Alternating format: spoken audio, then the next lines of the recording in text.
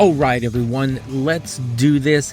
How are you? Welcome to this week's episode of our podcast. It's called Is Breakfast Included? Thanks for stopping by. On the show this week, my good friend, Brad Divens. Brad is a front of house engineer. He's worked for the likes of Linkin Park, Cyndi Lauper, Bob Seger, Enrique Iglesias, and most recently Disturbed. He is also the former bassist and singer of Wrathchild America and Souls at Zero, two of my favorite bands when I was younger.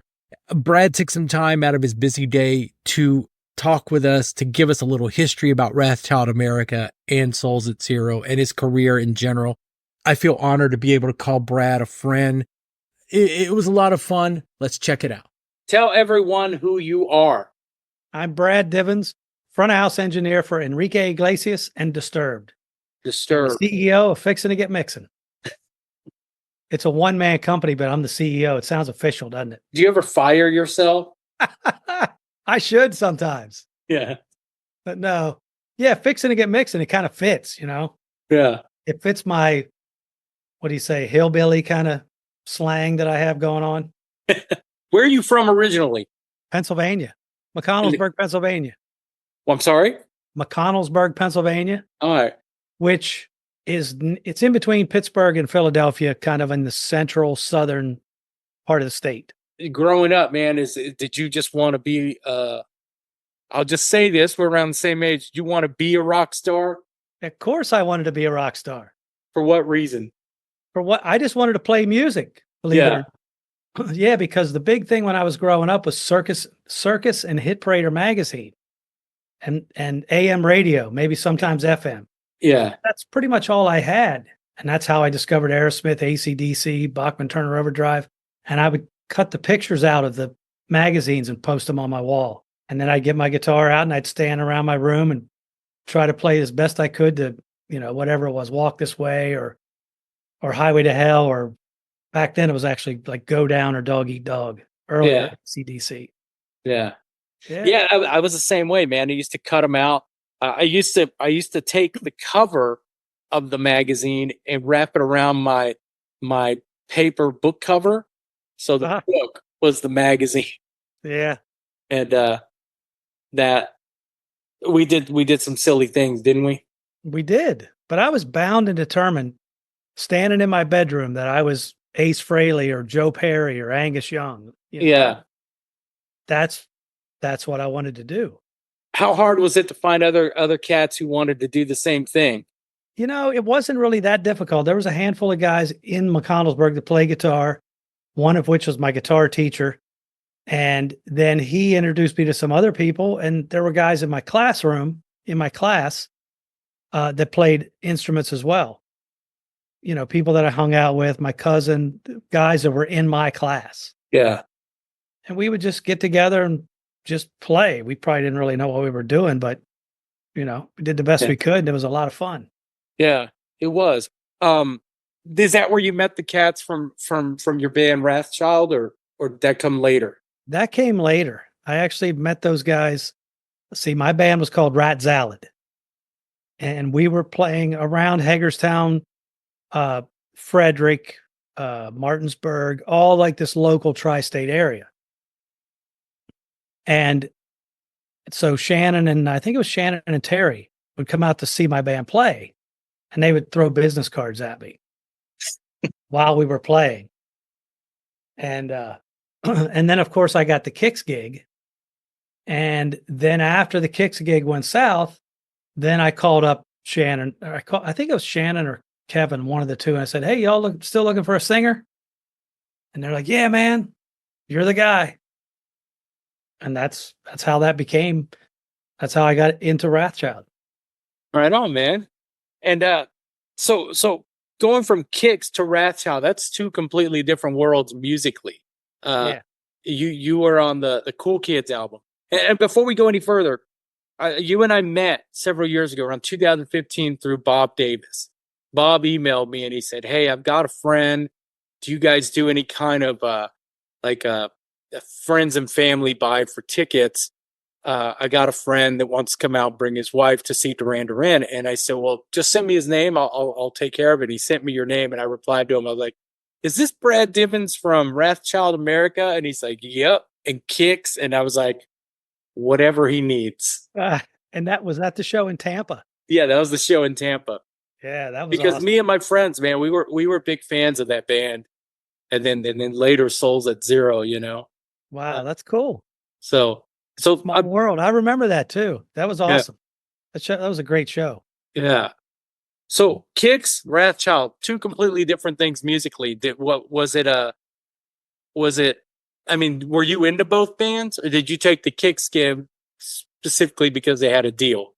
Well, the thing about the Kicks gig was my band Wrathchild we were a cover band, but we also played originals, and our cover band / original style was like AC/DC, Aerosmith, Cheap Trick, Angel City, kind of in the same vein as Kicks, you know. And when Kicks started out as the Shoes, they played tons of Led Zeppelin, Aerosmith, AC/DC.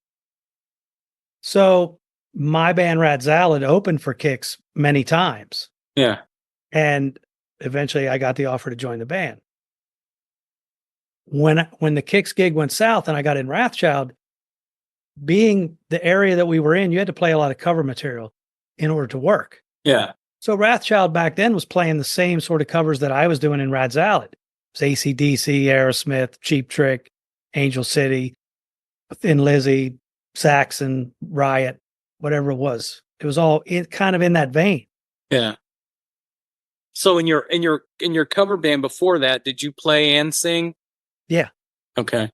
Yep, I was always the lead singer and the guitar player. Okay. It's something, it just came natural for me to do both.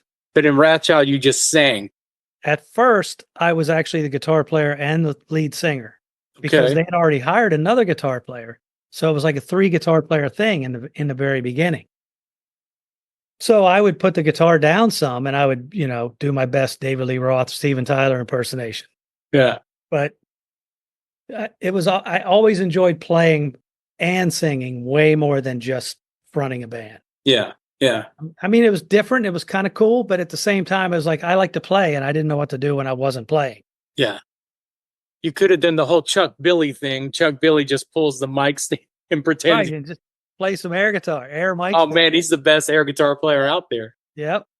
I mean, not that people really expect you to do something because the focus becomes on the guitar players. Yeah. But it's just like, what do I do? My ass is hanging out. I got to do something. Well, man, we were like I said, we were fans of you guys, but the Wrathchild America name, did you guys have to change it because of another band that had that name and you just didn't want to change your name? Well, it was the UK. There was a Wrathchild UK. Okay. And they started around the same time as Wrathchild did, which I believe Kevin and Terry and Shannon had the name in. It's probably like 1980. Mm-hmm. And they were sometime around there, maybe a little bit after, but nobody could ever really pinpoint exactly who had it first, but we had it in the States and they had it in the UK. We tried changing our name several times throughout the course of our pre-getting signed to Atlantic days, but nothing ever really fit as well as Wrathchild did. You know, it's just something that those guys were really fond of and they wanted to keep it. Yeah. Plus, we never really thought that it was going to be an issue. Yeah. And then once we got signed to Atlantic, it still wasn't an issue up until it must have been maybe a month or two before the release of the record. After I had done a ton of press, like everything had been printed up. I mean, there was so much done for the promotion of this record that when this whole thing went down, the Wrathchild UK came out and said, "Hey," their lawyer said, "We're gonna invoke an injunction on WEA UK to stop the distribution of this record unless you do something about the name." Mm-hmm. Of course, Atlantic didn't want that to happen. Yeah. So they came back to us and they're like, "Hey, you gotta do something here." And we're all thinking, "Man, you're Atlantic Records. Can't you like toss them some money and tell them to go away?" Yeah. Like you got all this invested in it monetarily and time. that we all had invested in it. And they just kind of threw the ball in our lap and said, it's your problem. You have to deal with it. Which in hindsight was kind of the beginning of the end. Almost. It just took a few years for it to sink in because, like I said, so much press had been done and the record didn't come out when it was supposed to. It was like another 8 months after that. People had already forgotten about it. Yeah. You know? And of course, at the same time, we're like, should we change the name? Even then, we were like entertaining the idea. Should we change it? We're like, everybody knows this is Wrathchild. We got to keep it. We went back and forth with the UK band. Like, hey, can we be Wrathchild US? Do we have to tag America after our name? Can't it just be US? It's you know, it goes down a little easier. Yeah. Wrathchild America never went down with me ever.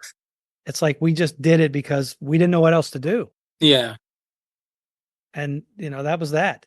So was the album delayed because of the name issue? Yeah. Only because of the name. Was anything printed up with just Wrathchild before that? I actually have an album flat hanging in my upstairs bathroom with just Wrathchild on it. Okay. And I'm almost positive there was a bunch of albums, CDs, cassettes, whatever that were, you know, destroyed because it was all printed up, which to me doesn't make a lot of sense. Yeah. You know, but whatever. Yeah.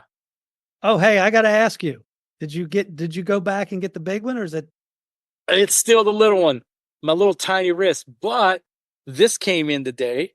Oh, yeah. I got the small one from my pinky. That's cool though. So you bought it from them and they shipped it overseas. Yeah, I bought it that day, or I bought it later that day. I never made it back, but they sized me up and I ordered it and it literally came in today. They just mailed it to me and it got here in like 3 or 4 days. Wow. So how much bigger, if we're going to go off script here for a second, how much bigger is the big one compared to the small one? Because do you know Greg Souders? I think he's head of A&R at Warner. So Greg introduced me, or a friend of mine introduced me, Greg. We had breakfast when I was in Vegas and he was wearing the big one.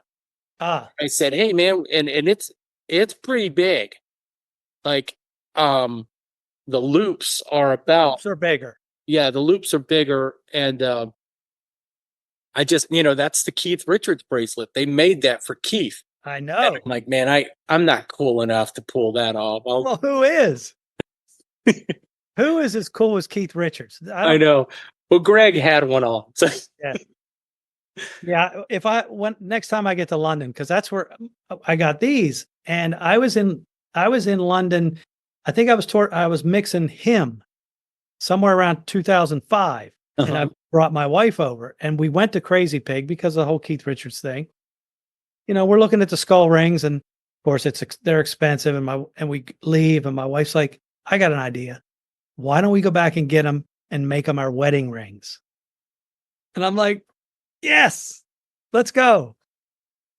So we did and put sapphire eyes in them, and yeah, right on, man. Yeah, I always talk about, because I always thought it was the Great Frog who made Cliff's rings, Cliff Burton's rings, and it was Armand Serra who was designing for the Great Frog. And when you posted Crazy Pig on your social media, I looked it up and I was like, oh, this is Armand's place. So I'd been wanting to go back. I also bought this from him, which is a pendant. It was so eerie. It's just like our logo. Oh, wow. That's cool. And so we're completely off script right now. That's okay. But that's what this is about. That's okay. So I wanted the Cliff Burton rings ever since I saw that, that iconic picture of him, Yeah.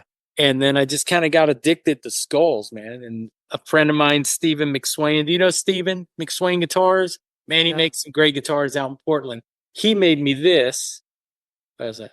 Yep. So, but yeah, so when I went in there, I saw Greg's bracelet. So I was going to visit this last time and I saw the smaller one. I'm like, yeah, I think I can pull that off. Yeah. But I can't pull the Keith off. I have to wait till I get over there and try it on. Yeah. It's a cool shop, man. It's really cool. I love that shop. I try to go there every time I'm in town. Yeah, yeah, that was my first time there, and we just happened to be staying at a hotel that was literally 20 minutes walking from there. So I just made the walk, and I spent about an hour in there talking to the guy that was working. And I'd love to have Armand on this show, but he said Armand doesn't really come in much anymore. So but a friend of mine, Don, knows him. He works for the Stones. Do you know Don McCauley? I don't think so. Okay. We know all the same people, but we don't know all the same people. Right. Yeah, I don't know. And the only people I know that's working with the Stones is the audio people. Okay. Joe Ravish. Joe Ravish and Jim Regas. Yeah, I worked with Joe on YouTube. Yeah. Yeah. And I've met Dave Nattell a couple times, but I don't really know him per se. Right on. Well, let's get back into this. Okay. After Wrathchild, you and Shannon, was it your project, the Souls at Zero project? It was all four of us. It was the same four guys. When we got dropped from Atlantic, we started shopping demos, and we shopped demos as Wrathchild. And I believe the first four songs that we wrote while we were still Wrathchild was like Frustration and Never. And I can't remember the other two, maybe Checking Out. So, and then once we started entertaining offers of being signed again, we're like, maybe we should change our name. Yeah. We can't go back to being Wrathchild. That'll just never happen. Yeah. We've been dropped. We're about to do something new. Even though the songwriting has kind of remained the same. Yeah. We're like, I think we need a fresh start. Let's get away from that whole thing and and everybody was like, yeah, let's do something different. Let's change our name. The songwriting kind of stayed the same, but yet simplified a little bit. Yeah. Like I say, those first four songs we wrote, a lot of people think, oh, you change your name and change your style. No. Welcome to the 90s is very Wrathchild. Yeah. From that first Souls at Zero record. Yeah. So we wrote a lot of stuff and we were still Wrathchild. It was just, that's how the writing progressed. Yeah. It started to stray away from the really complex stuff. And we like, okay, we did that. We can play whatever we want. That's apparent. Let's try and simplify it a little bit and just get a little bit heavier and stay in the groove a little bit more. Yeah. And you picked up bass. I mean, you started playing bass and singing for the band. Yeah, I started playing bass and singing in Wrathchild. Yeah. I think it was probably after, oh man, it must have been like three or 4 years probably.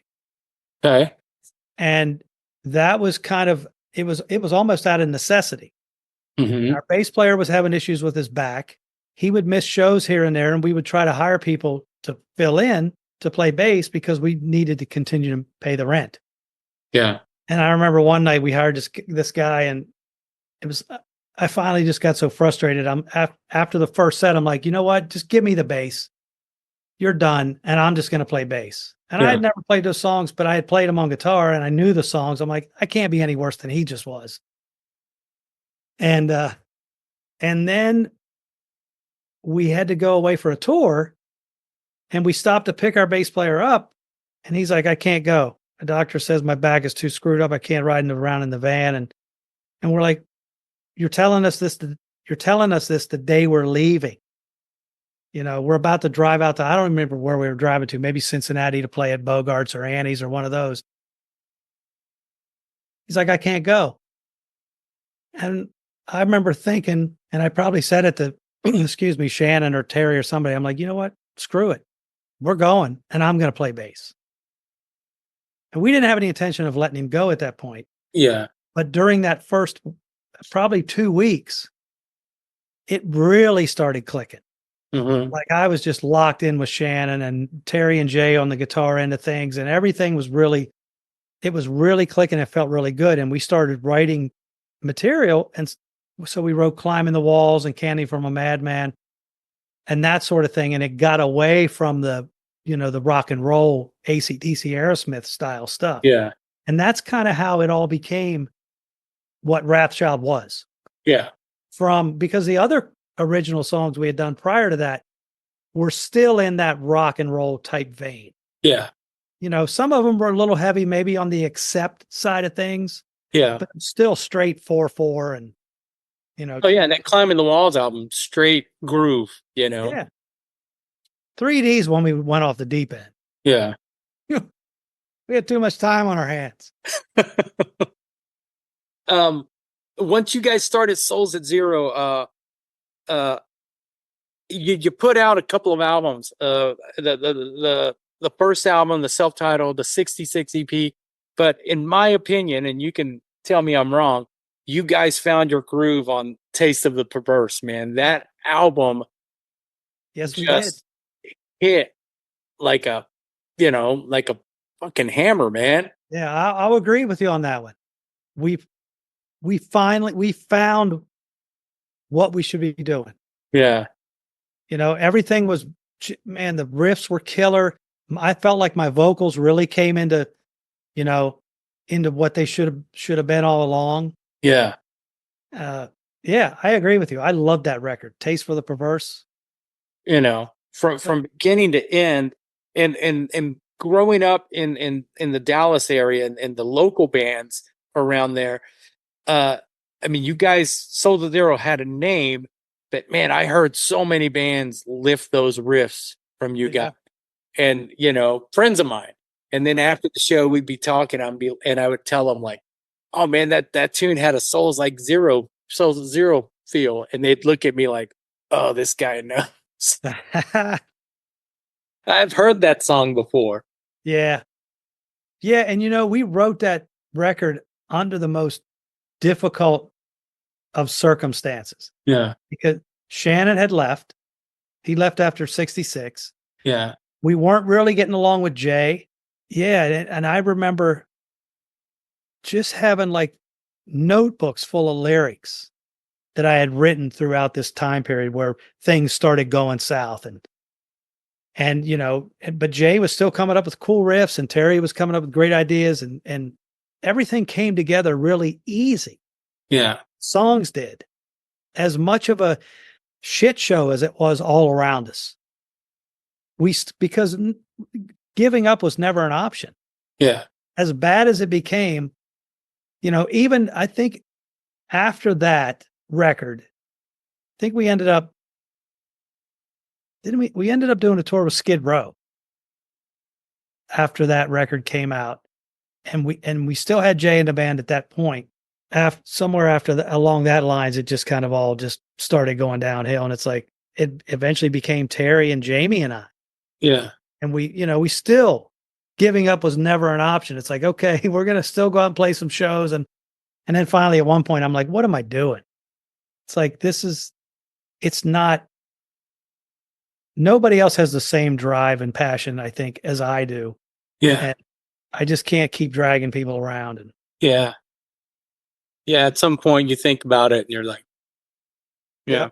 And then I had this bright idea that Terry and Jamie and I had this friend that was booking a nightclub, or not a nightclub, but this outdoor venue in St. Croix in the Virgin Islands. Yeah. And I had this brilliant idea. Hey, we're going to go down to the Virgin Islands, the three of us. We're going to play acoustic guitars, sit on stools, whatever, get paid, get put up. We'll write material while we're down there. And when we come back, we'll do a demo and we'll start shopping. We lasted like 2 weeks before Jamie got the offer from Snot. So he split, went to LA, and that left Terry and I, and we just continued to drink everything that anybody put in front of us, as long as we could still sit upright on the bar stool with an acoustic guitar. And, and then that was it. That was the end of it then. Came back from St. Croix, and Shannon had been bugging me to come to LA and join the Back Alley Gators, which was a side project thing that he had. And I'm like, okay, there's nothing left for me here in Baltimore. Yeah. Let's give it a shot. Yeah. That was the end of Souls at Zero. Right on. We never had the right. It's easy to look back on it now and say, we didn't have the proper management behind us to push us, to keep us from making those dumb mistakes that we made from time to time. Yeah. Or to help us focus our energy on one direction as opposed to being so scattered. Yeah. Yeah.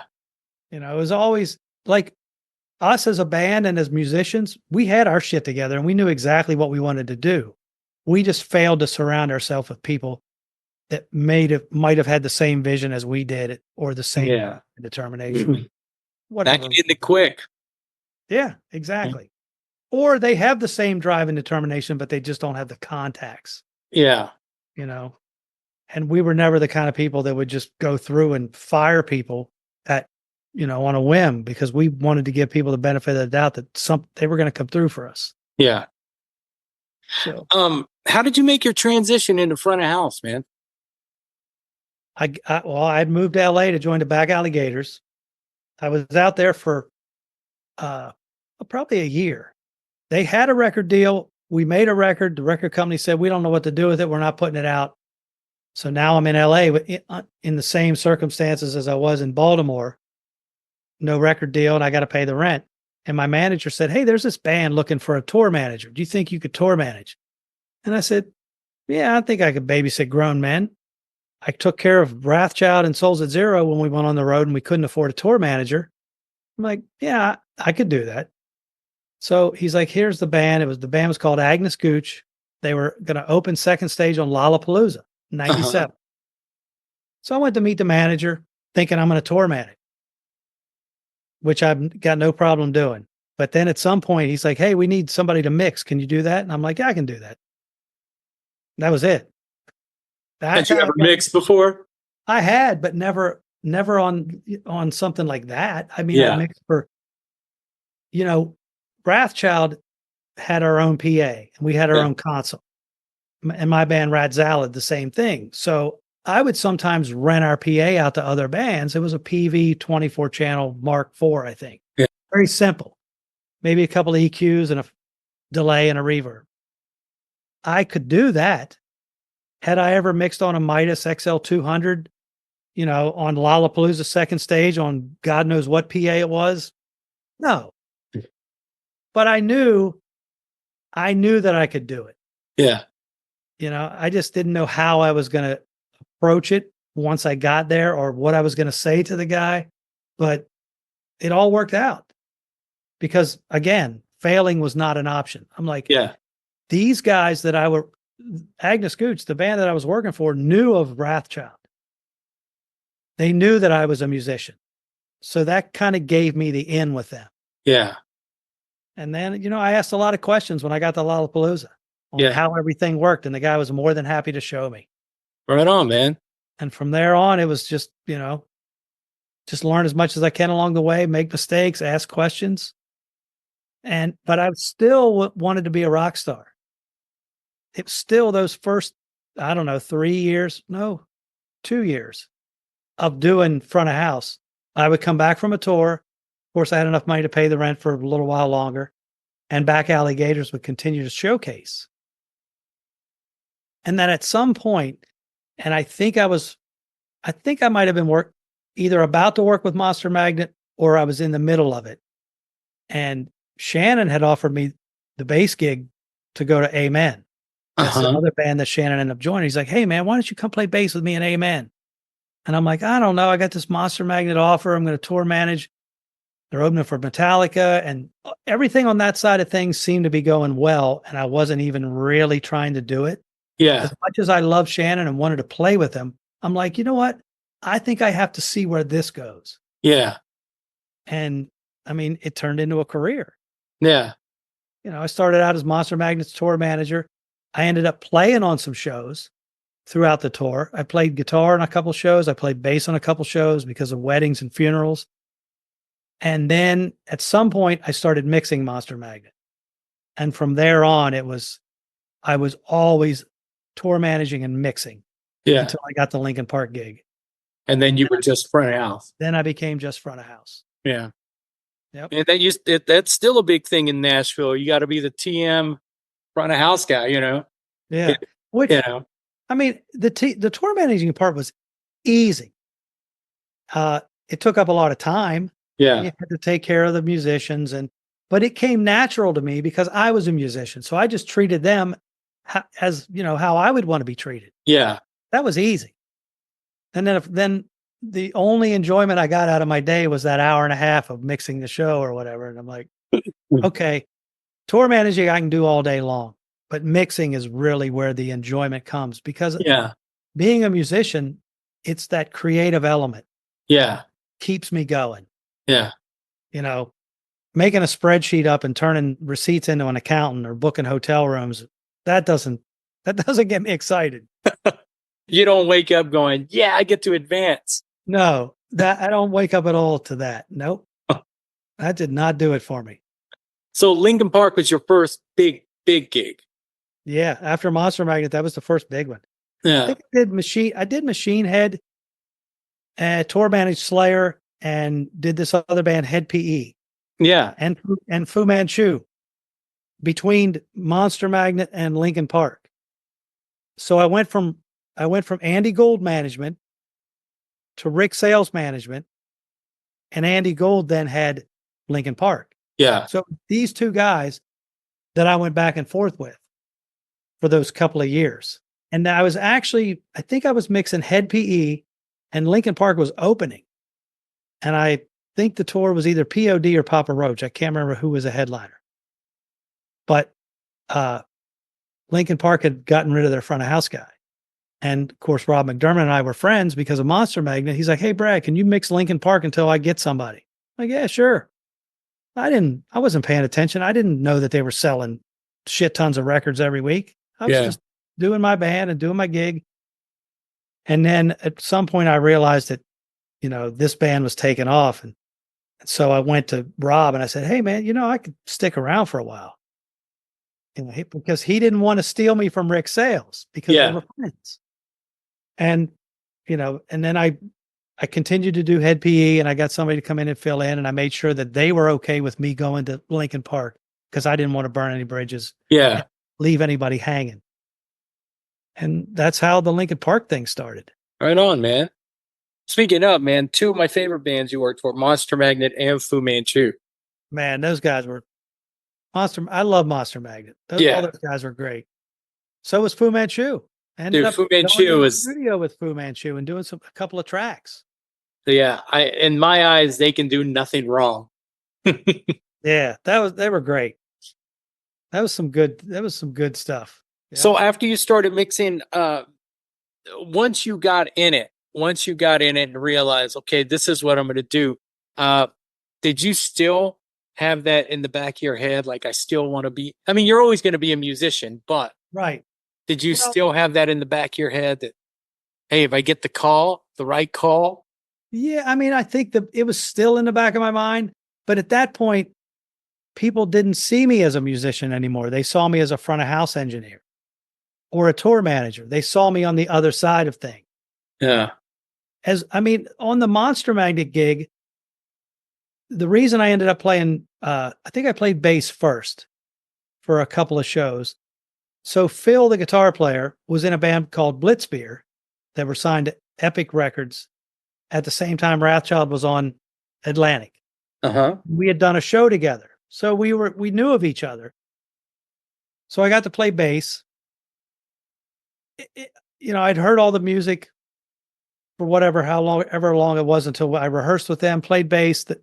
The bass player came back from the wedding. Phil had to go away for a funeral, all within the same day. And Dave looked at me and said, hey man, how well you know the guitar? I'm like, don't worry about it. I got it. So there was always this little bit of glimmering like hope. Yeah. That somebody would call based on the fact that I just got up on stage with Monster Magnet, and played, that I still had, the musicianship in me. Yeah. But again, people saw me as a front of house guy, and I started to think, you know what? Maybe this is where I'm supposed to be. It's still creative. I still have a little bit of influence, in dealing with the band and getting sounds, and they respect my opinion on things. Maybe this is where I'm supposed to be. And it was really enjoyable for me because I wasn't on stage anymore, but I was still a part of the performance, indirectly a part of the performance. And I just came to terms with the fact that, you know what? I'm going to be the best damn front of house guy that I can be. Yeah. I just put all my energy and focus into that. Yeah. Same amount of energy and time that I put into wanting to be a rock star and being a musician. Okay, this is what I'm going to do now. When cats come up to me and ask me like, hey, I fell into this business by accident. I always say I was in the wrong place at the right time. I wouldn't trade it for anything, but I tell them, and a lot of cats come up to me, they're musicians, they're in bands, they want to do it. And I tell them, man, once you become a tech, you will only be viewed as a tech. Yeah. It's very rare that someone's going to say like, oh, so-and-so broke his hand. Can you fill in? Or I can't do this, but it happens. Occasionally it happens. Occasionally it does. Yeah. But, but you which is not a bad thing to be. I mean, I love what I do. I have guitars. See, I have guitars. I don't play them as much as I used to, but it's always in me, Yeah. I love what I do. And now I still get to play. I have my studio at home. I just spent the last couple of months working on my friend's son's album that's going to come out on Saturday. Jimmy from Kicks was over here. We were hanging out, mixing tracks, and the musician in me will always be here. And I make it a point to surround myself with my musician friends. And and I still play. And I realized something during the pandemic was that when I made that transition from being a musician to the other side of things, I kind of just shut the door on being a musician because I became so frustrated with the business side of things. And during the pandemic, because I couldn't go out and mix any shows, I had some friends that had a record they wanted to mix. And I'd just done the studio, and so I got some outboard gear, and I started doing that. And then I started playing on their stuff, and it made me realize I know why I stopped playing, but I will never, ever do it again. Well, I remember that, man. You started putting out videos of you doing cover songs, and I really enjoyed that, Yeah. So and we're still doing it. I mean, the last one we did was Devil Woman. Yeah. Richard, we did that one a year ago. But Jimmy and I have recorded there's a couple other songs that we need to get finished and put out. Because that's what we do. I mean, Hicks has retired now, but Jimmy still comes over. Bob comes over. Brian was just here. So Shannon's is going to come up. Shannon and I did a song together. Right on, man. I got to get done. And I mean, it is done. We just got to kind of somehow figure out a way to do a video. Are you proud of how what Shannon's done? Oh, yeah. Man, let me tell you, I had that kid on stage with me when I was in Wrathchild and he was in Wrathchild. He was 14 and I was 19. And I got him up on stage to play Running Free by Iron Maiden. I loved that kid from the moment I met him. Yeah. And then, when I got in Wrathchild, there was like a brother thing there between him and I. And we really, we just became very musically tight. Yeah. I knew what he was going to do. He knew what I was going to do. And I never even had to think about it. Yeah. And as sad as I was when he got the call and he left to go join Ugly Kid Joe, I mean, prior to that, we were in Texas for a run of shows and he actually got a call to audition for Slayer. And we were all excited for him. I mean, it's at the same time we were like, oh shit. But who wouldn't be excited for their friend getting auditioned for Slayer? I know, right? And I remember he was out in the garage, and I want to say it was somebody, one of Pantera's friends that had a garage, and we set up a drum kit in there, and he was out there practicing Angel of Death. And we're all thinking, man, this is a great opportunity for him. He's got to go try out. But at the same time, we're hoping that, he sticks around. Yeah, exactly. But I remember when he got the call to do Ugly Kid Joe, and he called me and said he was going to take it. I was devastated. I mean, but at the same time, I understood completely because what we had set out to do for whatever reason wasn't happening like we thought it would. And as much as we enjoyed playing together and being in a band together, when the opportunity comes that could better your career as a musician, Yeah. you can't fault somebody for doing that. Yeah. Because the end game for a musician, you just want to play music. Yeah. But you don't want to be frustrated and pissed off all the time because, you spent 6 months making a record that the record company decided not to do anything with. Yeah. So yeah, I was happy for him and I was glad, everybody's like, "Oh, Ugly Kid Joe." And I'm just thinking, man, he's going out to do something better than what he's leaving behind. Yeah. So I'm proud of him for making that move. Yeah. And then he got then I guess after Ugly Kid Joe, I think he did the Amen thing. Yeah. And then Sully called him from Godsmack. And Ugly Kid Joe, man, they were pretty big at the time he joined them, you know? And you know what? I want to say, if I remember correctly, after he said yes to Ugly Kid Joe, he got a call from Rob Zombie to do White Zombie. And he said, "No, I can't. I've already committed myself to Ugly Kid Joe." So kudos to him for sticking with his commitment, even though I'm sure he was thinking, "Damn, man, Rob Zombie." Yes, in this business, once you commit yourself, you're only as good as your word. Yeah. You could say, "I'm going to do these, whatever." If a bigger tour calls, you're like, you would have called yesterday. Right. I had just said yes to Cyndi Lauper after Linkin Park. And like, I don't know, 2 days later, Beano calls me and says, "Hey man, you want to do System of a Down?" I'm like, "Hell yeah, I want to do System of a Down. Why didn't you call me 2 days ago? I already said yes to Cyndi Lauper." I'm not letting her down. Yeah. I mean, it was, we've all been in that situation. Yeah. And then I also always think about the wise words that Greg Howard told me. What did he say? He said, "The loyalty only goes one way, Bernie." That's true. Yeah.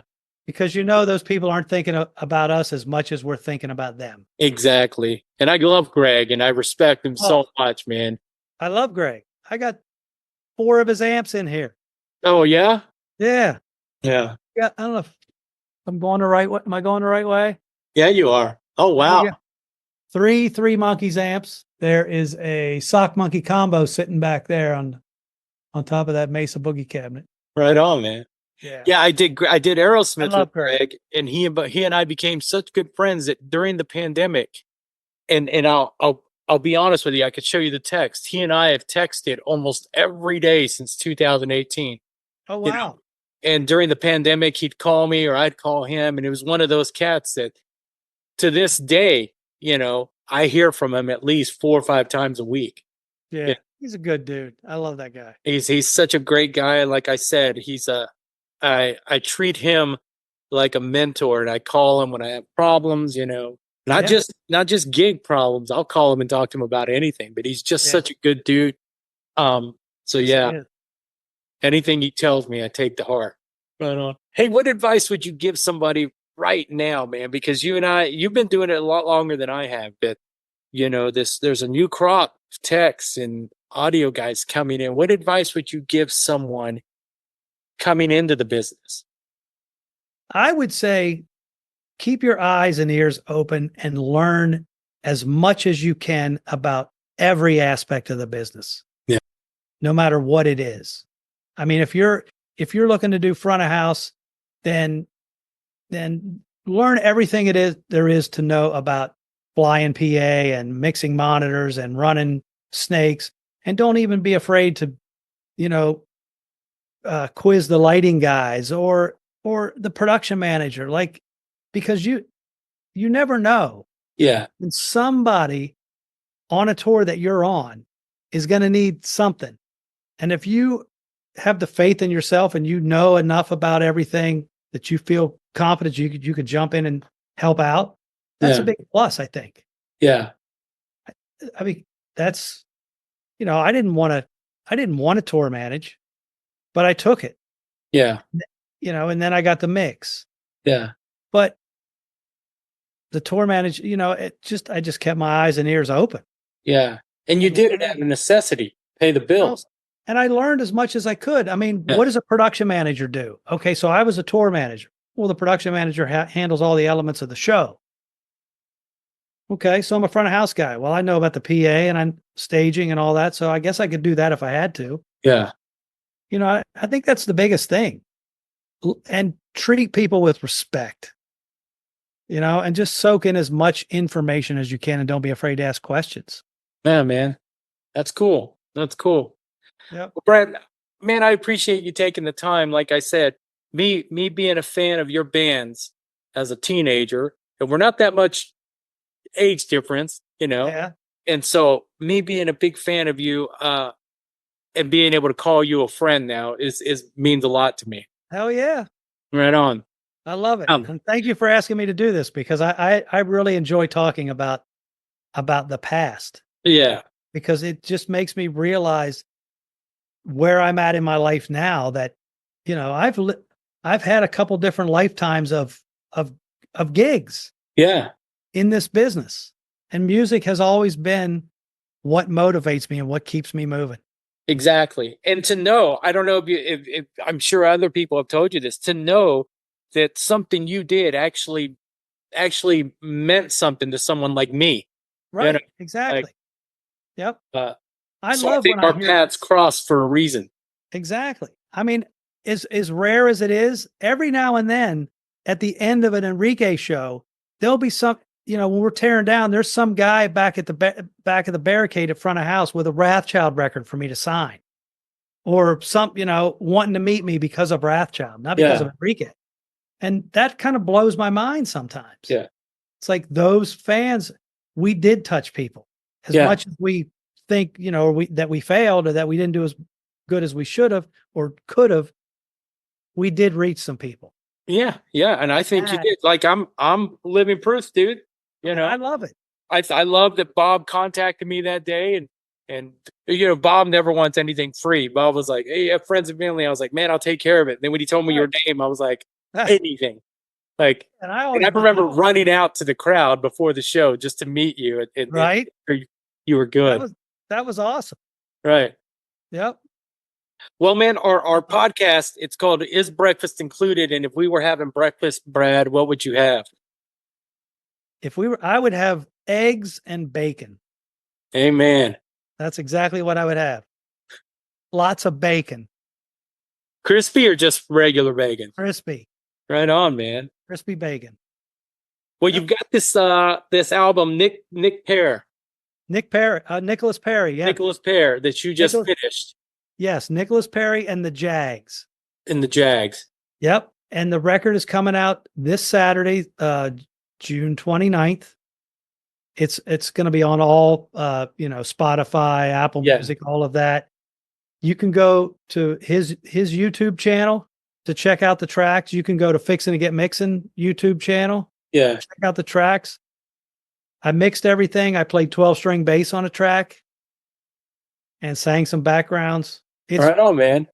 Jimmy Chalfant of Kicks played 6 songs. Bob Perry, who's Nicholas's father, who was also in Kicks, played some guitar on it. Matt Starr, who I believe is Ace Frehley and Mr. Big's drummer. Yeah. Played tracks as well.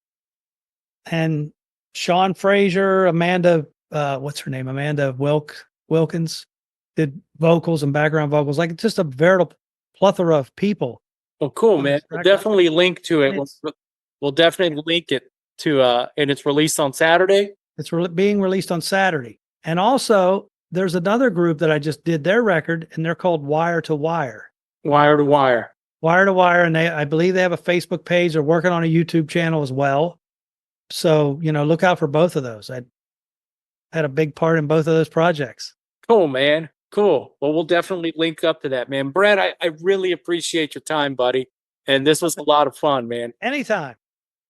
If there's something else you want to talk about in the future, we'll talk about it. Hell yeah, man. It's good talking to you, buddy. Yeah, good talking to you too, Barney. Right on. Brad Divens. I don't know about you, but I had a lot of fun doing that. Like I said, I was a big fan of those bands. Brad is just a super cool guy, and how we met is pretty cool. You can find out more about Brad at fixintogetmixin.com. You can follow him on his Instagram at fixing to get mixing, and that is spelled just like it sounds.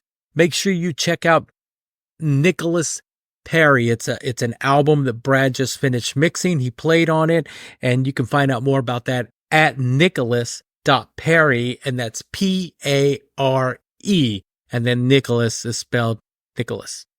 While you're online, don't forget to check out isbreakfast.com. Check out our Instagram, our YouTube, our Facebook. Man, go by and subscribe to all of that. Follow us, leave comments, order a shirt. Oh, go to our store, order a shirt, and, maybe send us some cash. We got a PayPal or Venmo or something. Yeah. I'll be like all the other podcasts. Hey, send me some money and I'll give you some exclusive content. But really, we have none. All right, guys, I am done. Have a great day. We'll talk to you next week.